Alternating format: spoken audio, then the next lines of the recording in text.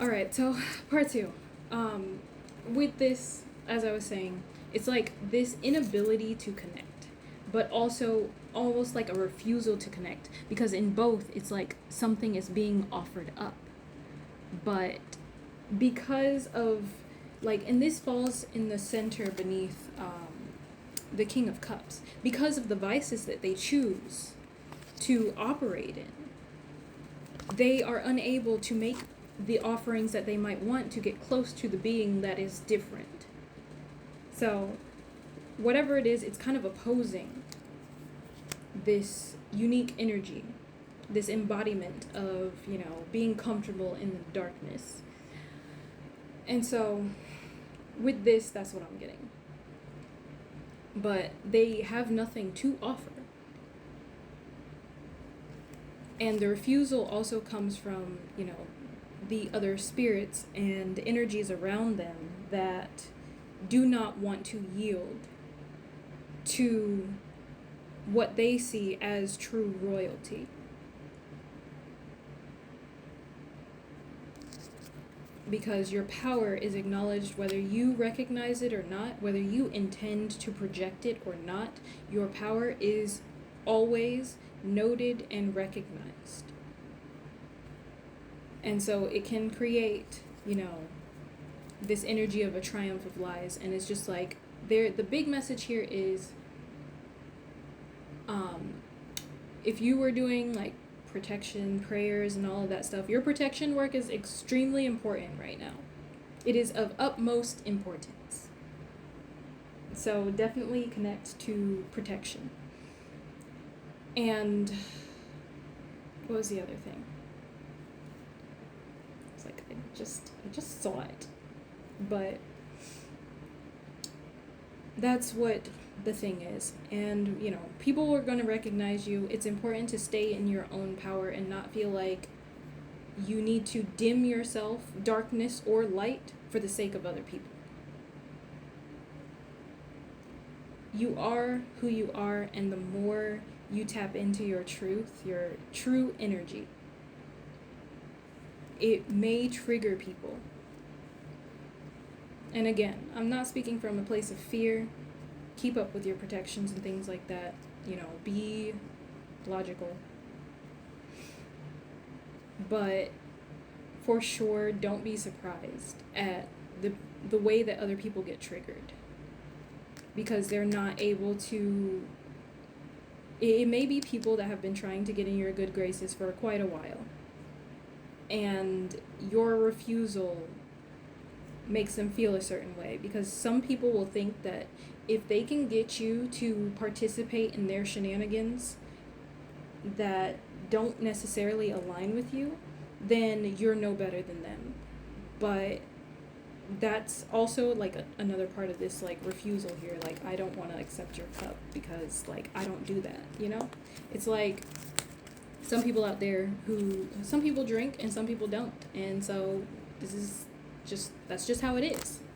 And it's nothing against either one. It's just like some people just don't drink. And there are some energies out there that when you choose not to do certain things, not to party or not to drink, people will do their best to try to get you to go against that, because they think that if they can get you to participate in something that you say that you don't do, then it doesn't make you any better than them, because they think by you not doing this thing it makes you better, but you're just over here like, no, I just don't feel like doing it, or this is just against my own personal morals. You can do whatever you want, but I'm not shaming you for doing whatever it is that you're doing. And for me personally, I believe in free will. I don't think there's a problem no matter what it is that you do. But other people, when they're not happy about what they're doing for themselves, they will try to tear you down sometimes, and that's just like insane. So my nose is like super itchy. So that's what I'm getting. It's just like this energy of,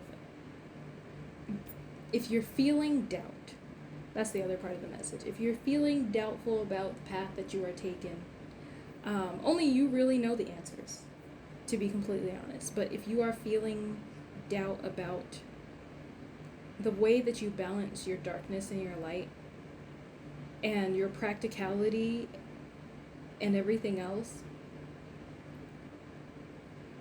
like, know yourself.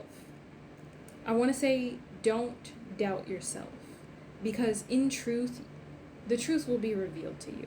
And you'll find out that you weren't entirely, crazy. Again, use your own freaking mind. Use your mind. When it comes to this, because I'm not, feeding into some like super delusional shit, but it's one of those things. Like, for those of you who know your true power and wonder if you need to change something up because it seems like everybody around you just keeps getting triggered no matter what you do, you know yourself. You have to do what brings you peace.